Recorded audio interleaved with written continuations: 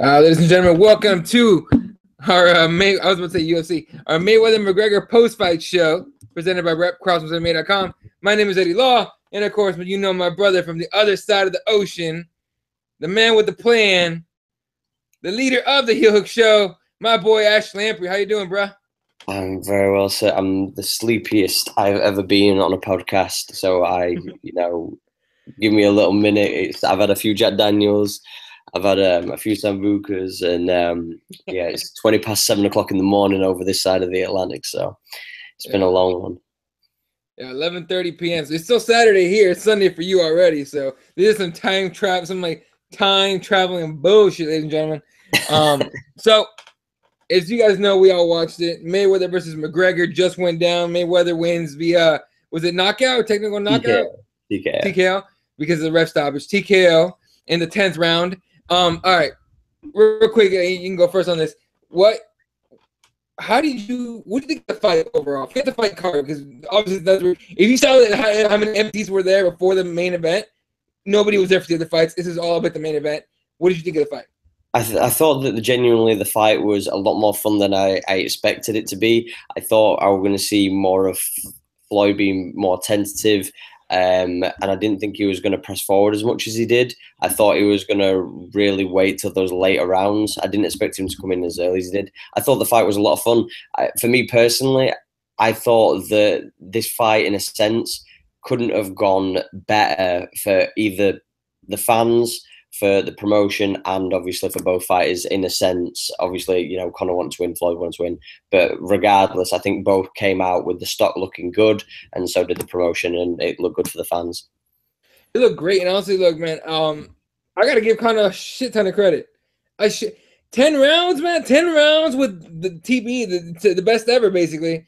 10 rounds going on an 0-0 record. He was finding angles I didn't think he could pull off. He was landing shots I didn't think he was gonna land. I gotta give it to Mayweather. He had a few of those lefts, and he was fine. Fucking it just seems like the good old cardio gave out on O'Connor McGregor, and that's why he was wobbly. I didn't think he was hurt in the 10th round. I thought he was. Yeah, I thought he was fine. I thought he was tired as shit because he did the same wobbly shit against Nate in the second fight, and Nate didn't hurt him in the second fight. So, I was impressed with Conor, man. I'm impressed with Conor. Really, like. I give him shit ton more credit now than I used to before, for real. I think one of the main things that I wish that Conor would have done in those 6 and 7 rounds is I wish that he would have kind of clinched a little bit more at the beginning of the round instead of trying to. It seemed at the beginning of every round after I think it was the 4th or 5th, it felt like Conor was trying to, win a round by winning the beginning of each round. And for me, he should have just waited. He should have clinched. And I think he should have not tried to push the pace from the beginning of every round when he knew he were obviously tired.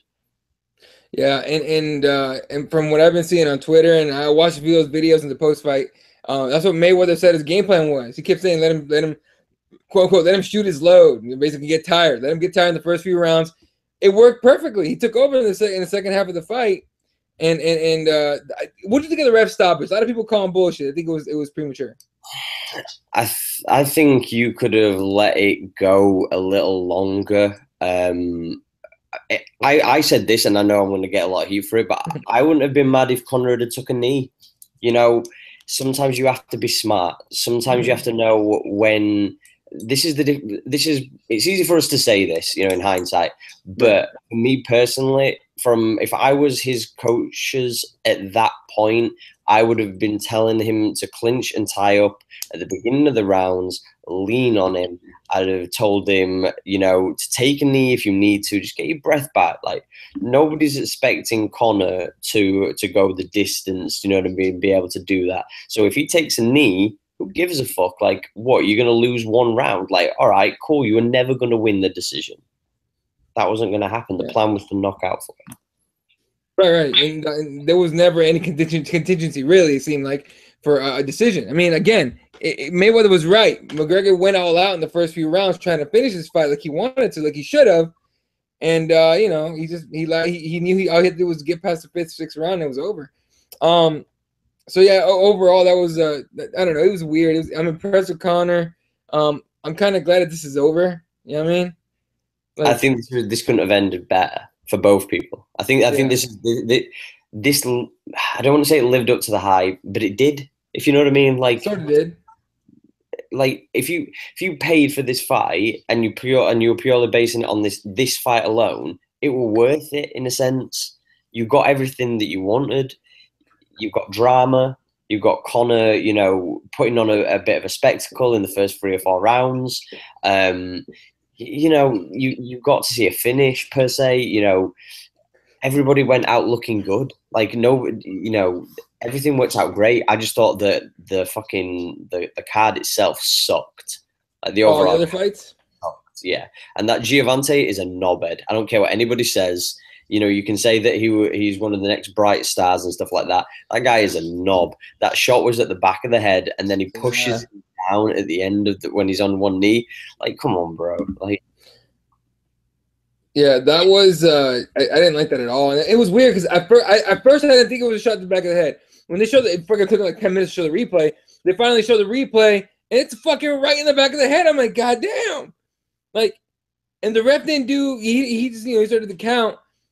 It was weird. I thought Fonseca was trying to like find a way out or find like a DQ win, but he needed to stand back up. He needed to get back up, but that Cookie Monster motherfucker, I ain't like that guy. You know what, right? Like even his ring gear, like his shorts with the fucking Cookie Monster bum hole and shit. Like, I'm not about that life. Like, come on, bro. Like, he had to get his fucking shoes cut and stuff because his tassels and bullshit. Like, get the fuck out of there. I don't know. I just think it was. I don't know. I just don't think that if you paid it and you watched the entire card, then But if you paid just to watch that main event, you got your money's worth in a way. Speaking of that, a lot of people weren't able to watch it because the pay-per-view had a problem. And UFC Fight Pass didn't work for shit. You couldn't even log in to Fight Pass. So there was a lot of like during the co-main event and the couple fights before them, the Cunningham fight and the Jack Bodak Jack, I think his name is. I forgot his name, but the Jack fight. There was a lot of people on Twitter asking me like, "Hey, are you watching a Fight Pass?" I'm like, "No, I'm watching at someone's house. We had like regular satellite whatever TV." So we have that issue. But there was like reports coming out. Oh, they're gonna delay the fight. They're gonna wait a little longer. They didn't wait for shit. They didn't seem to wait for anything. You know what I mean? So we didn't have any problems over here, so I can't complain. Yeah. No, so it was weird. A lot of people were super upset. What up, UC? What's going on, man? Yeah, fucking, it was just a weird overall fucking. It was such a weird night. Shouldn't they bought it all earlier? Like, there were so many people who waited till today to buy it. Like, if y'all had bought it earlier, it wouldn't have been such a problem. But when everybody's trying to buy it all at the same time, like, servers can't handle that shit. Like, there's contingency plans, but come on, bro. Like, we all know, like, at the end of the day, there's so much traffic, they can't fucking hold that bullshit. It's like, it's not possible. And they tried to buy it right before the fight. Like, literally the fight. They were trying to buy it during the Davis fight. That's when they had the most, like, requests and shit, and Fight Pass crashed to shit. They were trying to reboot the servers. They tried to reboot the pay-per-view shit. It was just nothing was working. So what are you gonna do? I think they were asking Ellerby, like the Showtime guy, asking him about it. He's like, this happens with pay-per-views. It happened with Mayweather Pacquiao. They delayed that fight for it. They didn't delay this one, it seemed. So what are you gonna do? I mean, there's not really a lot to unpack in this one, is there? Well, let me ask you this real quick. Oh, go ahead. Sorry. No, go. Okay. The reaction of Conor McGregor after the loss, right? After the fight was over. Okay. The reaction, he didn't seem upset like he did against Nate at 196 when he got choked out. He seemed distraught, very disappointed, very upset. He didn't seem upset at all. Like, he wasn't happy that he lost, but it seems like this is a different Conor McGregor. Now, I wonder if that's like this more mature, just had a kid with Conor McGregor, or I just hung in it with the best ever for 10 rounds, and I'm an 0-0 boxer, Conor McGregor. What do you think? That is definitely it's like you said at the latter end of that. It's how can you be disappointed in a sense? Like, you've got to think. This is like, when you always you think like, oh, I'm never going to play against my idol. Like when Iverson wanted to play against Jordan. Like, there's always certain moments where people they want to play against who they've watched for years and years. If you're Conor and you've gone into a discipline where you're in MMA, you're never going to fight against Floyd. Like, it's out of the realms of possibility.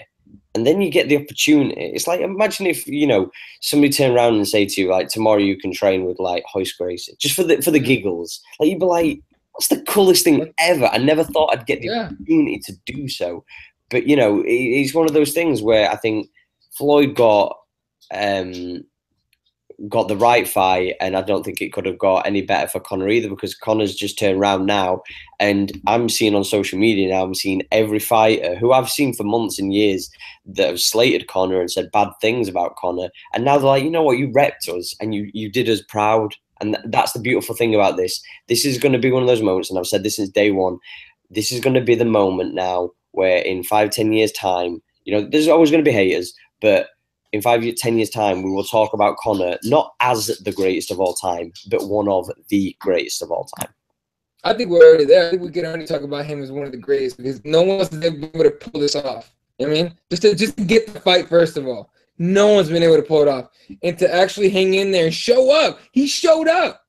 You know what? And the thing is, when the fight first got announced, everybody was like, he's not going to land a fucking fight. Not a punch. He's not going to land a punch.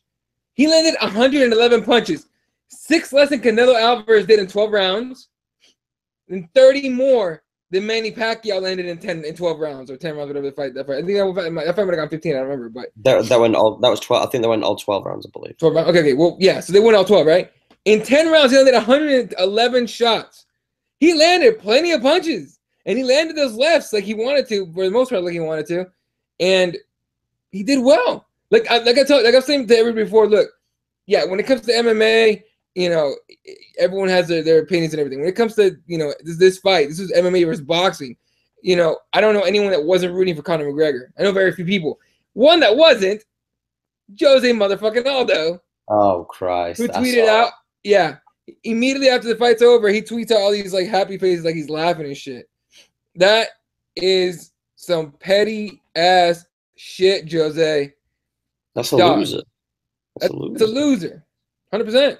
Losers lose, wins win. Even if Conor won, even though he lost, like that's it. Hey, when that check clears. Well, it's not even about the check though. Like now, look, and everybody within the sport, whether they like to admit it or not, he represented MMA and he put on a good showing of us. And you know, I've got to admit, and I don't know if you were the same or not, but for the most part, everybody that I know, when they saw that uppercut, what Conor landed on Floyd, and I think it was the second round, I looked and was like, holy shit, like, he might actually do it. He might actually have Floyd's timing down. You know, I think people like Aldo are always going to be salty. They're always going to be salty, you know, but it was a class act from Eddie Alvarez when he tweeted and he was saying that, you know, that, you know, he's done a great job competing against the best ever in Floyd Mayweather, you know. And props to Floyd, though, you know what I mean? Like, to come back after a 2-year layoff and fight against a younger guy, a bigger guy and whatnot, and be able to do what he did, you know, he kind of solidifies. And he'll be another guy who in 10 years' time, he'll also be one of the guys who, you know, people will genuinely forget about all the bullshit and they will turn around and say probably he's the greatest of all time. Yeah, I mean, and based on his performance in this fight, I could definitely see more boxing fights in Conor's future. Hoping he goes back to the UFC for this next few bouts at least, but I could definitely see him in boxing. Real quick, I'm gonna do some YouTube comments. Uncle Hank's Pappy says the post fight is working on Fight Pass now, or now on Fight Pass. So that worked out. Gary Costa says good fight. Conor ran out of gas, but made it a worthwhile fight. This and UC comes back and says and talks about the pay-per-view. He goes, agreed. It also was so much cheaper before. So if you bought the pay-per-view before today it was 21 pounds a week ago, and today it was 40 in the UK. Then he says Conor landed more punches. Whoa, I lost that shit. There it is. Conor landed more punches than Pacquiao ever did, and that was in 10 rounds compared to 12. Apparently Kevin Lee's talking shit. Kevin Lee, who's of course he's going to be, because he wants the next fight. So is Dos Anjos. Dos Anjos is saying you got lucky, now you should face me. But I'm like, what the fuck are you talking about? You just went up to 170. Get the fuck out of here. RDA, shut the fuck up. You just mad you lost your fucking red panty night, dog. All right, you're mad that Nate took your shit because you were like, oh, my foot hurts. Put some ice on it. Anyway, so yeah, as he's talking, so Kevin Lee's talking shit about Conor's performance, which is fucking dumb.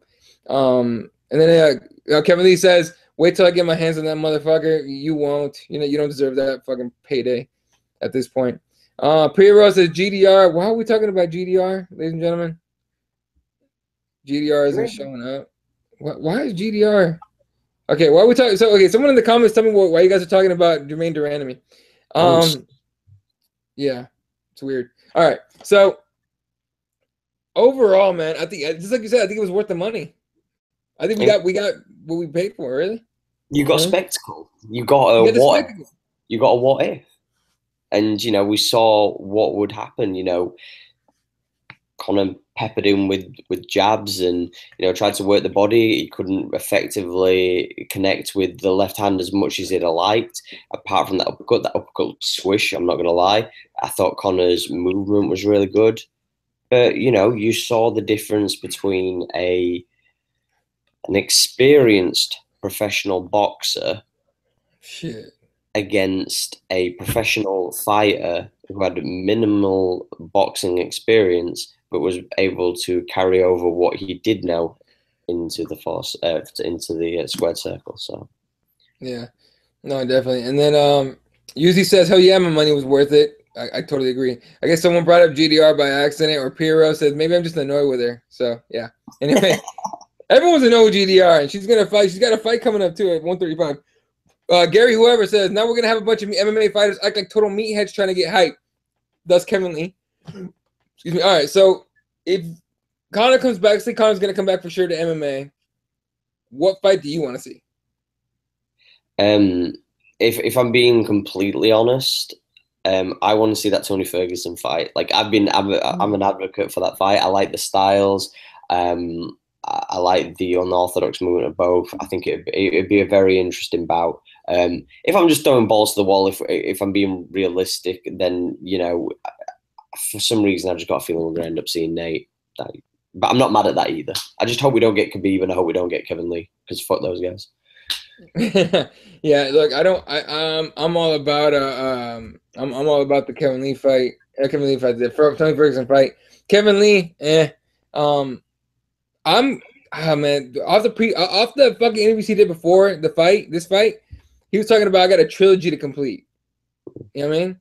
I wouldn't be surprised, and I'd like to see the Nate Diaz fight. Maybe not next, but sooner than later, right? If we talk about what I want to see next, probably Tony Ferguson for sure. I think he deserves a fight way more than the other two do. You know, because yeah, he shows up, makes weight, and fights. He actually fights, so it'll be very, very interesting shit. What was the other thing I want to talk about? As far as Floyd Mayweather coming forward, I know we're jumping backwards a little bit. As far as like Floyd Mayweather coming forward during the fight, that surprised you at all? I just thought it was going to be latter. I thought it was going to be. Me personally, I didn't expect him to come as forward as quick as he did until maybe the game plan wasn't. You know, maybe he just saw that Conor was gassing a little sooner than he expected. Maybe, you know, because if Conor had paced himself a little bit better, maybe then you know it could have gone a little bit longer, and then maybe Floyd maybe had finished him in, I don't know, maybe the 11th, maybe even the 12th.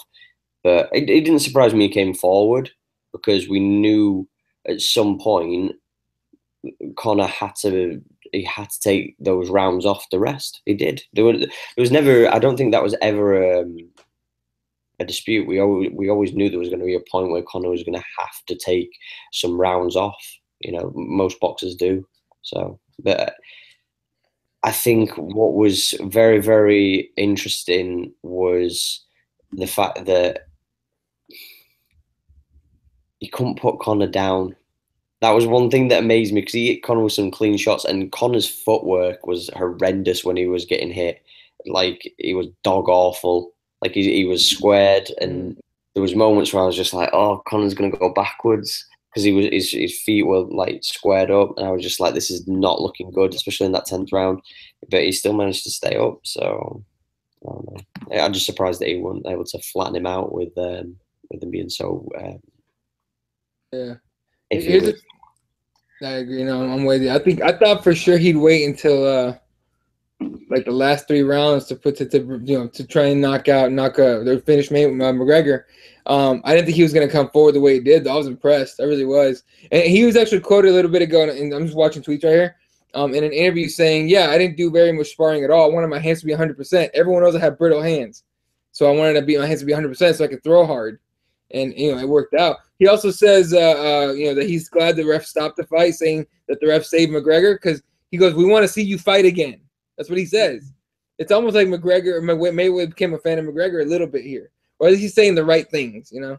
I think that these are. I think everything that's been done for this entire, everybody called it a circus, and I think now what we saw was it wasn't a circus. This was two people who competed under one set of rules, and we got to see what both of them could do. You got to see somebody who was in a slight disadvantage, and it was evident against somebody who's a professional and quote unquote the best that ever done it.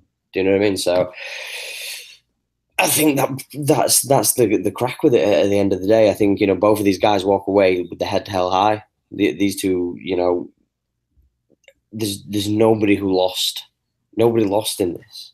No, nobody lost. Yeah. So look, man, everyone seems healthy. Everyone seems pretty happy with the fight. Everyone got paid.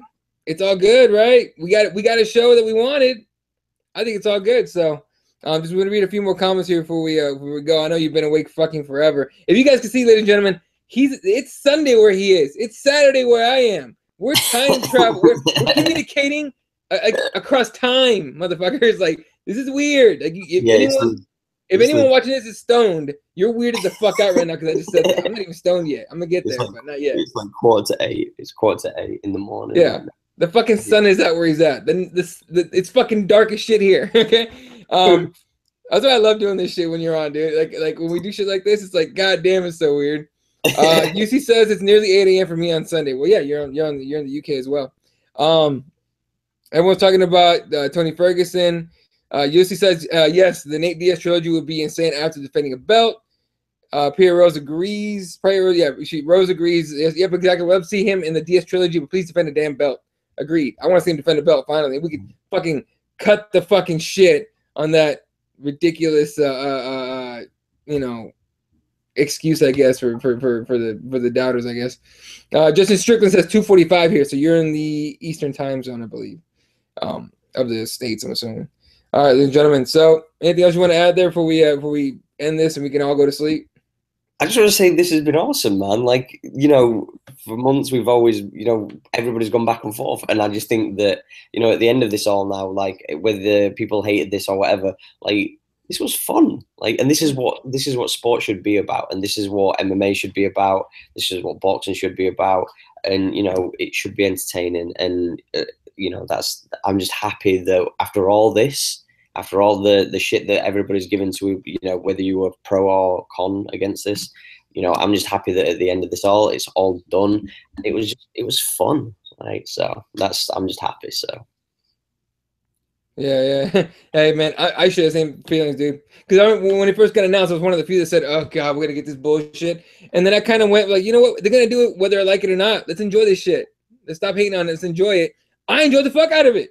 I wasn't my friend. By the way, I was the one. I wore this Diaz shit, this Diaz shirt in the represent hat. Okay, all the Diaz stuff to a house full of McGregor fans. I was a known Diaz supporter. You're that guy. You're that guy who, when me and my friends would go to watch football games and like we'll be in a bar watching it, you're the one guy who's wearing a football shirt that's not for either team playing, just to be that guy. Like, you're that guy.